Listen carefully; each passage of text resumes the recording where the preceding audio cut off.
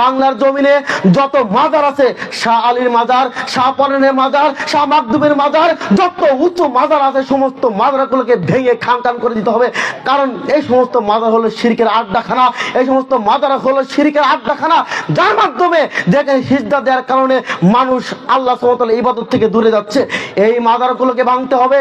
কারণ মুহাম্মদ সাল্লাল্লাহু আলাইহি সাল্লাম অর্ডার দিয়ে গেছেন, আলী তুমি উঁচু কবর একটাও ছাড়বে না। তাহলে বাংলার জমিনে কেন, সারা বিশ্বে যত উঁচু কবর আছে সমস্ত উঁচু কবরগুলোকে ভেঙে খান খান করে দিতে হবে।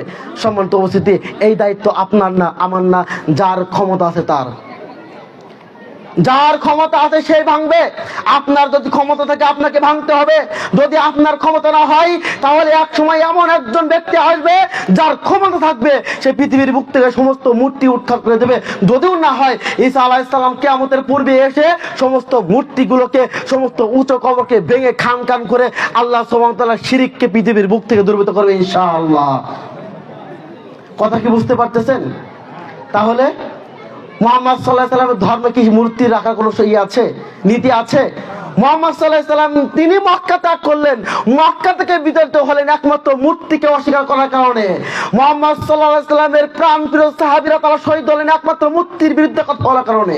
মুহাম্মদ সাল্লাল্লাহু আলাইহি সাল্লামের প্রিয় সাহাবী তারা হত্যা হলো, তারা জিহাদের ময়দানে জীবন বিলিয়ে দিল এই মৃত্যুর বিরুদ্ধে করার জন্য, মূর্তির বিরুদ্ধে করার জন্য, এবং আল্লাহর একনিষ্ঠতা, আল্লাহর তাওহীদকে প্রতিষ্ঠা করার জন্য, আল্লাহর উলুহিয়াতকে প্রতিষ্ঠা করার জন্য, আল্লাহর রুবুবিয়াতকে প্রতিষ্ঠা করার জন্য তারা জিহাদ করে গেল, মূর্তির বিরোধিতা করে গেল।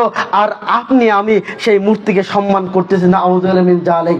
যতদিন পর্যন্ত আমরা এই মূর্তিকে সম্মান করে যাব ততদিন পর্যন্ত আমাদের ইবাদত কবুল হবে না, আপনার আমার সমস্ত আমল বরবাদ হয়ে যাবে। সম্মানিত উপস্থিতি, এই জন্য বলি যত প্রকার শিরিক আছে এগুলো থেকে আমাদেরকে বিরত থাকতে হবে। সমাজে পরিচালিত অনেক শিরিক রয়েছে যেগুলো আমরা অহরহ করে থাকি। তার ভিতরে একটি হলো মূর্তি পূজাকে সম্মান করা। এই মূর্তিকে সম্মান করা যাবে না। যদি আপনাদের ঘরে যদি কোনো প্রকার মূর্তি থাকে, আজকে সমস্ত মহিলা এবং নারী সকলকে, মহিলা পুরুষ সকলকে বলতেছি, আপনাদের এক নম্বর কাজ হলো আজকের এই মাহফিলতে যাওয়ার পর সেই মূর্তিগুলোকে ভেঙে ফেলতে হবে।